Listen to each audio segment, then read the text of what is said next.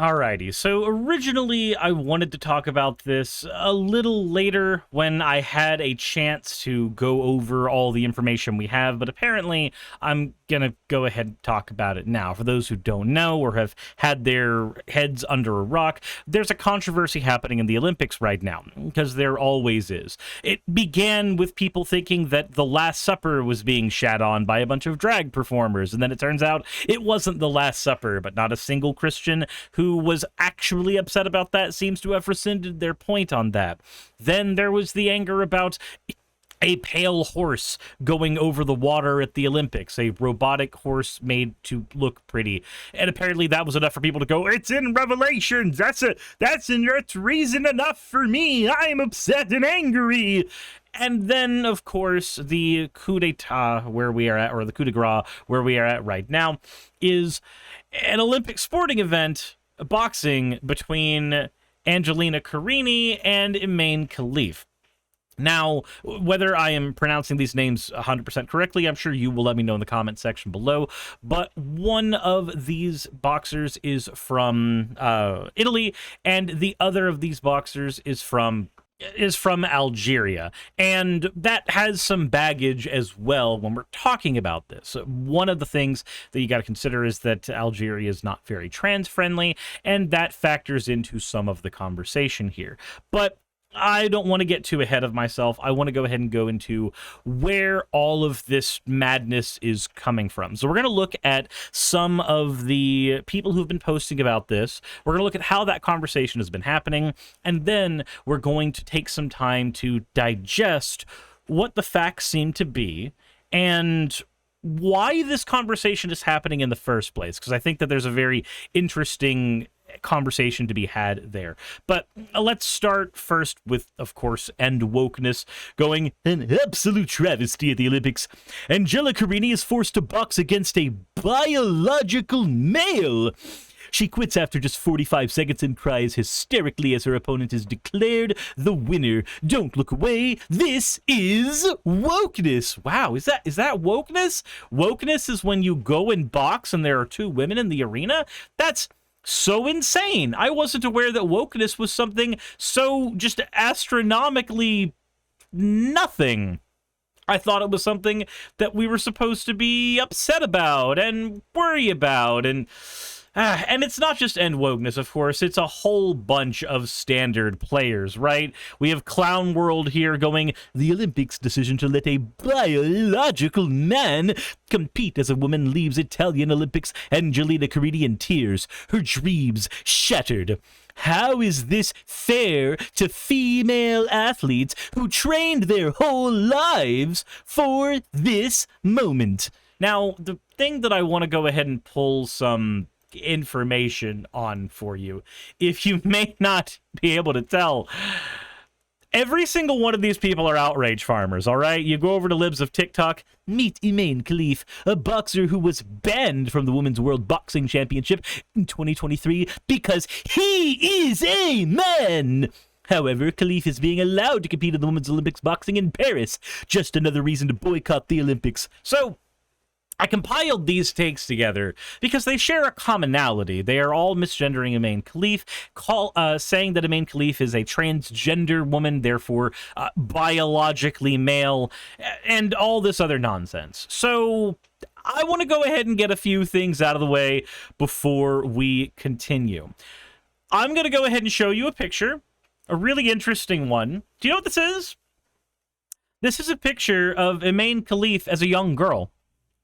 This is a childhood photo, a family photo, a personal photo of Emaine Khalif that had to circulate online because people needed to point out that, I'm sorry, but no, this is a woman. This is a person who's lived her entire life as a woman. And I'm not saying she is a woman in the correct sense, where she identifies as a woman and therefore is a woman. I'm saying she is a woman to the standards of what conservative nincompoops would believe, where they're like, oh, she has to have a vagina and she has to be able to bear children. That's the type of woman that Emaine Khalif is. The only difference between her and any other woman that I can think about right now that would fit the standard conservative, narrow, and incorrect schema of what a woman is per Matt Walsh, is that she may not be considered as traditionally pretty as other women. When you look at how my representative, Marjorie Taylor Greene, posts from this, she goes, "A real woman, Angela Carini, who trained for years to box at the Olympics, is defeated by a real man pretending to be a woman. He is a fraud and a liar. Shame on everyone who allows men to compete against women. Democrats support this." No, what Democrats seem to support more than anything is public policy that doesn't fuck over the working class. But let's go ahead and go over that one, Marjorie. You are my representative, and as much as I would love to just stomp down to your office specifically and tell you how much of an idiot you are and how many slurs I think should be used on you, I think it's more important to point out that you are factually incorrect. I think it is far more productive to just point out that you are factually wrong. And not just you, a lot of other people. And it's not just Marjorie Taylor Greene that does this. There are other people that are doing this that are in our political sphere as well. Meet Valentina Gomez. I'm going to go ahead and give you a warning. The F slur is going to be said multiple times. This is a woman who has gone ballistic and nutso on anything that is considered the left in any way, shape, or form. I want you to watch the language that she uses to describe two women fighting each other at the Olympics. I give you a fair warning. These faggots should get their own faggot category, because before, if a man hit a woman, it used to land him in jail. Now, it gets you a gold medal at the Olympics. These are the worst Olympics in history. They have made a mockery out of Christianity and women. And let me remind you, there's no such thing as a chick with a dick. Keep women's sports female. So, I wish that I was live streaming right now, because what I want more than anything is the reaction of the people who I would normally be streaming to, so that I could get a gauge of how absolutely nuts fucko crazy this woman is. First of all, again, the Last Supper thing, as me and Rice Rhino have gone over, wasn't actually a parody of the Last Supper. It was a parody of a pagan piece of artwork instead. Christians just think that everything is about them because several of them tend to be very self-centered on this, and I don't understand why. There are other religions in the world to be parodied than yours, some of them far more interesting than yours, and maybe it would be a good idea to accept that and recognize that the most interesting thing the god of your religion has done is died and fucked off, but you guys won't shut up about him. But now that I'm done insulting people like this, I want to go ahead and push a little more forward on this conversation. Because it's not just Christians who are freaking out about this, it is also atheists who are freaking out about this and being incorrect as they are doing so. Now, I've had beef with this particular content creator in the past, and specifically it's been about trans sports, but I want to bring this up not to shit on Noel Plume, but to show this is the kind of conversation that is happening here. Noel Plume saying, "I'm loving the reemergence of the wonderful, but Michael Phelps had physical advantages. Why can't anyone compete in any category argument? That so many people advance such a stultifyingly poor argument brings a smile to my face. We draw the line of advantages that are category breaking. These include being in a protected age where you are outside that age, being heavier than a weight than you are competing in, being male in an area that is intended to exclude male physiology. In this case, the boxer was tested and as a result not cleared to compete." I want you to pause for a moment, Noel. Your claim is that Imaine Khalif was tested as to whether or not she was male and not cleared to compete. Now, Noel, I hate to tell you this, but you're wrong. You're actually wrong. Both of the women in this category were tested. They were not given the standard, or as we've been led to believe, the standard testosterone test. They were given a different test that is considered far more private and less invasive. Why was this done? Well, very, very simple. The Olympics actually has a pretty bad track record of trying to take cis women out of certain sports because they have naturally elevated levels of testosterone. Usually, one of the standard practices is to get them on a supplement that will lower their testosterone levels to more standard areas. And as a result of some of the invasive ways, genital inspections being one of them, that the Olympics has engaged in this, they've decided to instead use a private set of tests because people on the internet are stupid. And Noel, I'm not saying you are people on the internet being stupid. What I'm saying is, these people have had tests, and I think that you have enough self-respect to maybe rescind your statement and recognize that you are incorrect here. I don't understand why the transport thing matters to you in the first place. It really shouldn't. You don't participate in any of these sports as far as I know, and you seem to worry a whole lot about the integrity of them despite having no real reason to care about them. But it's not just you. If we look at what Tim Pool has to say on this, it's also him too. So I'm not going to sit here and continue harping on Noel, because Destiny has some words for Tim, and we're going to go ahead and go over how that conversation goes as well. Now, granted, this was not a two-way conversation between these two content creators. This was Destiny reviewing a video, so now you're watching me review Destiny, review a video. Let me see if I can just increase the volume on this real quick so that you can actually hear what they're saying, because Twitter is very, very bad with volume control. Anyway. There is no evidence to suggest these are transgender individuals. They are literally just males. Mm-hmm. And it turns out that's likely the case. Now, the argument is... Oh, okay. I'm sorry.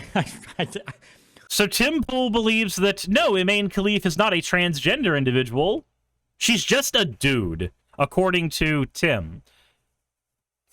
My bad. I didn't even consider that. They're not trans. They're just like lying about their gender completely. Not like in a trans way they're lying, but they're just like actually just men. My bad. I didn't even consider that was an option. My bad. Okay. They were born and presumed female, which actually is an argument for a lot of the left on the whole issue, but presents a serious problem in sports. They have male testosterone levels. They have male physical... We have no evidence of that right now. ...advantages. We have no evidence of that right now. They are biologically male, except... We have no evidence of that at all. ...for what's called DSD. DSD has nothing to do... There was an article right now, but we don't know if she has DSD or if she's got that. We have no evidence of that either. I suppose that's what it's being referred to. Mm-hmm. That's nothing is being referred to that in relation to her. There was just an article published about it, but we don't know anything about her hormones or any... We don't have any of that information. Now, the most hilarious thing about that conversation to me, again, not a conversation, not a two-way street, is that, in this case, Destiny's actually right. We don't have evidence for what the test said, so making claims about the tests, or lack thereof, as multiple people have been doing, whether they be stupid politicians or content creators, we don't have that kind of information. And what these people will like to do is presume the heaviest possible thing, and then if they are proven wrong, they know that their audience is not going to look at it, so they'll continue. Tim Pool does this a lot. Just continue on as if nothing happened. Nobody proved him wrong. No rescinding of information. We talk about Civil War every week or so, and then, don't pretend like it's not ever going to happen. The other thing that will happen sometimes is, if they turn out to be correct, there is always that tiny, tiny chance that somebody being belligerently stupid on the internet is actually correct about something.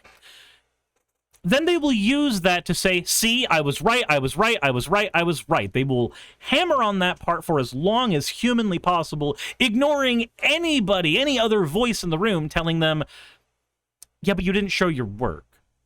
See, this is one of the reasons why when we learned math in class, we were told to show our work, and we all collectively got pissed about it, and then we all felt really smug about having calculators later in the future going, well, we have calculators all the time now, so why did I need that anyway? My teacher was wrong, haha. But no, your teacher was still right the entire time. The logic behind showing your work, the logic behind proving that you are correct for the right reason, holds true with people like Tim Pool. Tim Pool doesn't show his work here. He just makes a whole bunch of claims, and Destiny rightly tells him that those claims are incorrect and dumb. But because he doesn't show his work, he gets to be in this lovely pseudo-space.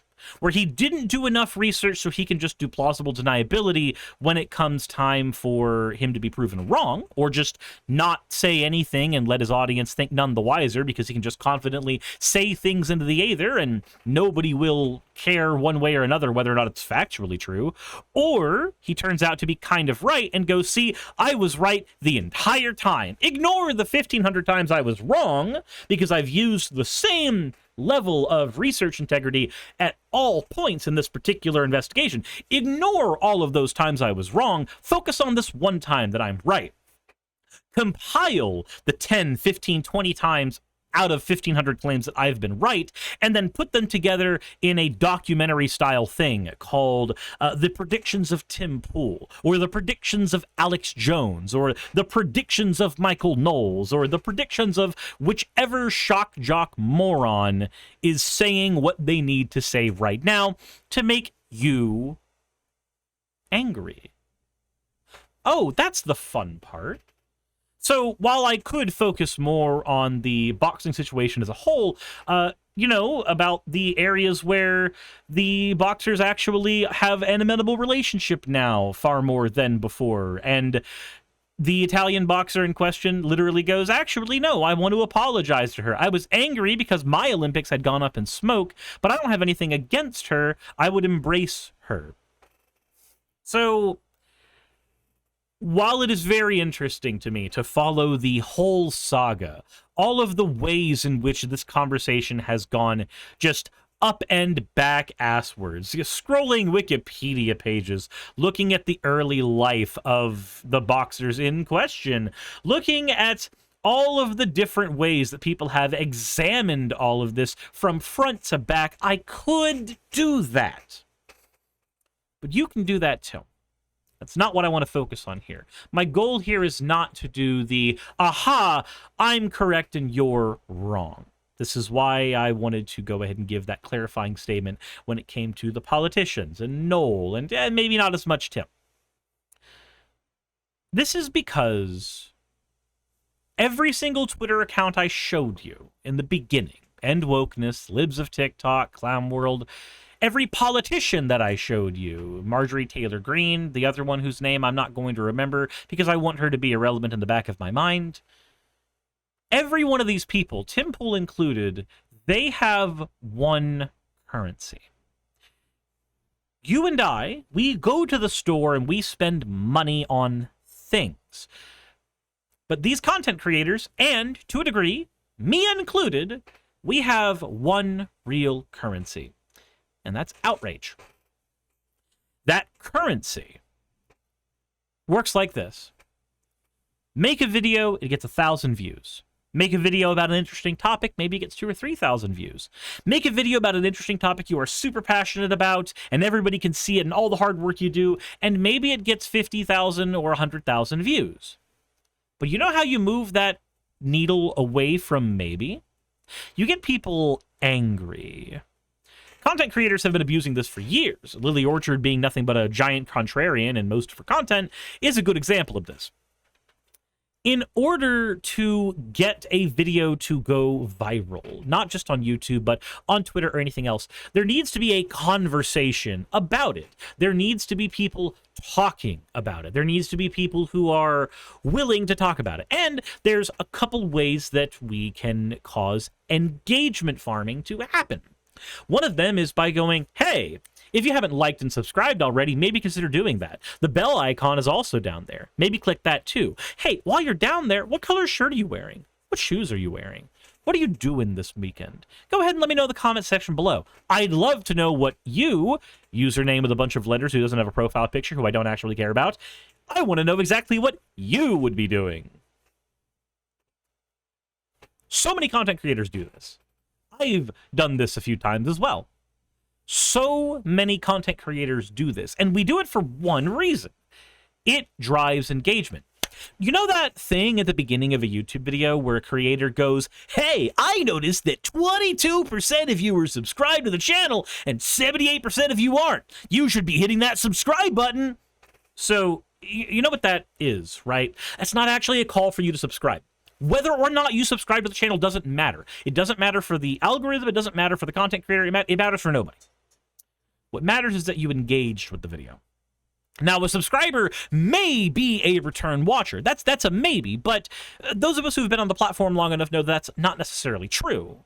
What matters is the engagement. What matters is that you clicked a button and the algorithm read that and said, oh, people care about this enough to do something other than doom scroll past the video.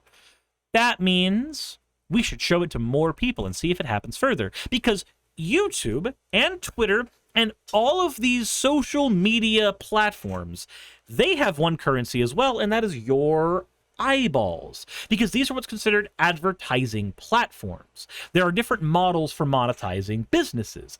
Advertising models require the most amount of time with your eyes in front of a screen. Gacha games do this as well. They advertise something being sold within the game. So they want to create a game that keeps you playing for as long as possible. There's another game that this happens in as well. Politics. So, as a content creator, do you want to know the fastest way to make money? It's get most people angry. Get people talking about you. Get people angry and upset with you. Make a conversation about yourself. It's very narcissistic, but is entirely possible to do. Content creators do this because they know that it gets engagement. And when we get engagement, we get money. When you watch a video, we make a fraction of a penny. When 1,000 people watch a video, we make about $5 to $10. 10,000 people watch a video, go and do the math. It can get pretty crazy. The video I did on Elon Musk's daughter recently made about $250 in total, which is an insane amount to me for a single video to make, especially with the effort that I put into my videos. That being less effort than normal, less effort than a video essayist, maybe a little more effort than the standard React Andy, but somewhere in the middle of I am an incredibly lazy person and an incredibly lazy content creator. So when you take that into account, the reason that video did so well is it was on a trending topic and people had opinions on it. People got angry about it. I managed to successfully piss off a bunch of right-wingers. If you go to the comment section, there's a lot of people in there who are either like pick-me true scum people going, actually, I am a trans person and Vivian isn't truly trans. Didn't you know that? They are brainwashed by the woke cult. Then there's the right-wingers in there that are very, very pissed off because I keep saying Vivian is a she, and rightly pointing out this is her gender identity, going, how do we know the story isn't true? How do we know Daddy Musk isn't lying? How do we know Daddy Musk doesn't want to suck my wiener? Those people also drive engagement. And then there's the trans people in my audience, or the people who have people they love who are trans, who have been telling their stories of how this relates to them, their childhood, everything. It's a perfect storm where it makes all the right people angry, and it makes the people who like it have a reason to comment. And I say that in a very detached, mechanical way, because that is the content creation game. We collectively make money off of drama. We make money off of anger. We make money off of people getting pissed. This is why I try to tell people to go touch grass as often as I do, because while I can't control when I'm talking about politics, whether people get angry and whether I'm always benefiting from this, I do think that the side effect of this is unfortunate, where people who are watching this content all the time get in this constant cycle of being angry, being enraged, maybe getting motivated to do something with it. And then it becomes not healthy because their entertainment makes them mad. The thing that is supposed to allow you to escape from the real world becomes a reinforcement of all of its worst mechanisms. People like Tim Pool get to get a ton of money by being wrong on the internet, because he can say what he says confidently enough that his base listens. He says what he says and is wrong enough that people will try to correct him. And then he is large enough to begin with, because he used to have something called journalistic integrity when he used to go down on the ground and actually go to places and do reporting. that there's enough of a base of an audience that a conversation around Tim Pool was already happening. This creates waves where you can make a bunch of videos in a shotgun approach and make enough money to afford a giant media team in a studio. Because you have so much money coming in per video. When you're making like 250,000 views a video, 100,000 views a video, and you're able to shit them out at the rate that somebody like Tim is able to shit them out, that's a lot of money. Right now, my channel is sitting at about 450,000 views for the month, and that's equating to about $1,500. So what would you do if you had $1,500 coming in every 2 days? That's the reality of a lot of political streamers who have this kind of an effect where they can say things that are so wrong, so demonstrably wrong, but so confidently that people will engage with it. It makes them a ton of money. And the right wing do a wonderful job of monetizing this. Most everyone in the country who is politically engaged to some degree couldn't tell you who Raphael Warnock is. I can, because I live in Georgia, and I cared about his debates when he was trying to get his position in Congress. But they can tell you who Marjorie Taylor Greene is. Now, why can they do that? Because Marjorie Taylor Greene is the insane Jewish space laser bitch. That's who she is. And she never stopped being that person. And her time in Congress has proven that she hasn't grown out of that persona. Most people can tell you who the representatives are who make them angry. You ask a policy-carrying Democrat who the representative in California is, they might not be able to tell you off the top of their head. But if you say Joe Manchin, they'll probably go, oh yeah, that guy who's always voting against Democratic policy, who's a Democrat. They'll know him as a dino, a Democrat in name only. They'll be able to tell you that. Unfortunately, this is also a survival mechanism for human beings. We are hardwired, very, very hardwired, to forget the things that are neutral to us, to be nostalgic about the things that were good to us, but we have a keen memory, an absolutely flabbergastingly keen memory for the things that make us angry. It's a survival mechanism because oftentimes the things that make us angry are also the things that threaten us. Before the time where we had written laws, this would be things like, I stepped on a thorn over in that region. That area probably has a lot of briars. It made me angry. It would behoove me not to go over there again. We remember the times that we've had to be angry in self-defense. We remember the times that we've had to be angry because of pain. We remember the times we've had to be angry because of trauma. We remember the times we've had to be angry because of betrayal. Why? Because our brains are wired so that we can try to avoid these things in the future. Because it behooves our survivability. So what happens when content creators and platforms like Twitter and YouTube and TikTok are built entirely on an ecosystem of making you angry, or at least the political sides of them are built on that ecosystem of making you angry?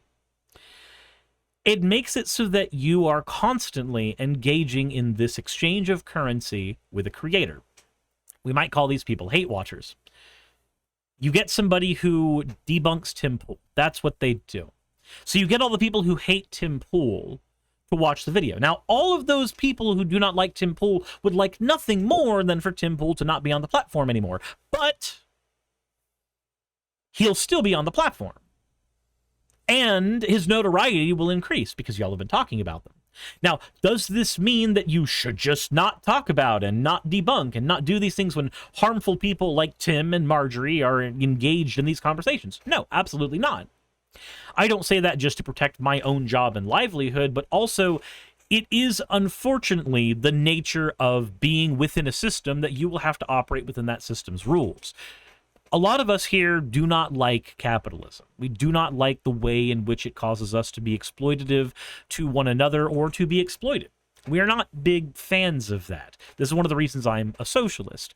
I don't think that things like money are inherently evil, but I also think that we should be far more fair and democratic when it comes to how we operate within the workplace. I think workers should own the means of production.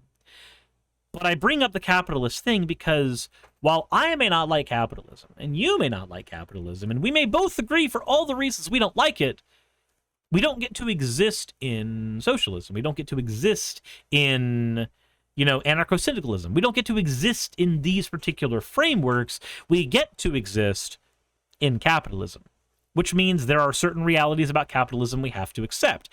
Being exploited for our labor, not having as much free time for ourselves, having things that should be rights and paid for by taxes constantly stripped away from us, and people who love being under the boot of people more powerful than them, arguing that we should, that is a good thing, that no, you should be able to keep the few extra pennies out of your paycheck because that matters to you, but also fuck your healthcare, fuck your roads, fuck your education system, fuck all of it. You don't need any of that. You need the $14 you lost in income tax. That's what you need. Being inside a system means that we have to, on some level, participate with its rules. So being part of YouTube, being part of social media, does mean that there are certain rules imposed on us that we have to work with. For instance, if you are a content creator, the easiest way to grow is to talk about bigger content creators than you. It causes you to get to coattail off of their conversations, the conversations that are already happening where they are concerned. Hell, maybe you'll even get a debate with that content creator, and that will cause you to grow exponentially large because now you get introduced to their entire audience. You may not like those systems, and you may want to change those systems, and I would agree with you, but in order to be effective on these platforms, you do need to operate within the rules of those platforms. That means looking at what causes a channel to grow and operating within those confines. Looking at what information resonates with people and operating within that. I don't think I can change those systems. I am not big enough to do so. I don't have the money or capital or influence to do so, and I don't have the numbers to do so. Most people don't. In fact, I would argue no one person does. This is not a video about changing that status quo. This is a video about trying to get people to realize there's a status quo in the first place. Every single person who's freaking out about a main Khalif is going to forget about her in 2 weeks because they're going to find something else for you to be mad about. And then they're going to keep talking about it for as long as they need for it to be in your brain, and then they're going to make their money off of it, and then they're going to go to the next thing that will make the money, and the next thing that will make the money, and the next thing that will make the money. You will never be able to outconsume an influencer. You will never be able to outrage an outrage bandit, somebody whose entire goal is to steal your time, get you angry, and get you to engage because of that. So maybe the more important thing to do would be to recognize when these conversations are happening, find effective ways to talk to the people who matter where this is concerned, but recognize more than anything, a lot of this is a spook. Yes, there's an entire conversation about trans rights happening because of this, again, the same conversation that's happened every time. Yes, there's a big conversation that is happening about, right now, integrity of different content creators, because I brought it up. Yes, there's a conversation that is happening about politicians being stupid and saying whatever they can to get elected and going to their base. What a lot of us tend to do is we tend to focus so hard on the minutia of each one of these arguments that we don't actually go out and do anything effective.